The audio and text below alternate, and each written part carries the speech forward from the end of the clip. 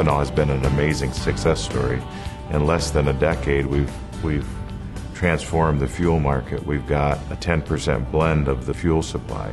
The Ethanol Committee is responsible for carrying on the discussion about renewable fuels in the National Corn Growers and promoting a domestic renewable fuel supply. And at the moment, that's corn kernel based, but in the future, it may be based on the corn plant itself or other plants. Ethanol has been a great boon for the rural economy. It keeps jobs local that can never be outsourced. Agriculture has benefited greatly from the reduction in government payments. We're growing a crop that's being used, not subsidized. The effect of ethanol on the overall world market of grains has been that it got the ball rolling on actually finding a use for grains and got the prices moving in a positive direction. It reduces our dependence on imported oil. Our foreign imports have went down dramatically since the renewable fuel standard has been put into place. They were in the 60% ballpark imported, now we're in the 40% ballpark.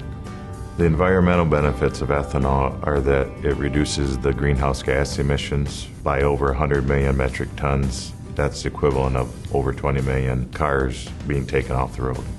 It kind of makes the oil we have better by adding an oxygenate to it to make it burn cleaner. The renewable fuel standard was meant to, over time, increase our use of renewable fuels and to reduce our reliance on imported oil. And the current issue with the RFS, the renewable fuel standard, is they're trying to reduce that growth in renewable fuels, and there's no reason to reduce the growth. There's plenty of corn available for renewable fuels. The Fuels America promotion that the National Corn Growers is involved with is trying to bring the ethanol industry together to promote the positive benefits of ethanol. The major promotion we're doing now with ethanol is the NASCAR promotion, which is the E15 that's being run in all the NASCAR races. I think we're at over 5 million miles, and there's been absolutely no problems with the engines. There's been millions of miles of testing done by EPA. It's one of the most tested fuels that's ever been brought to market. The future of ethanol is going to be based somewhat on public perception of ethanol.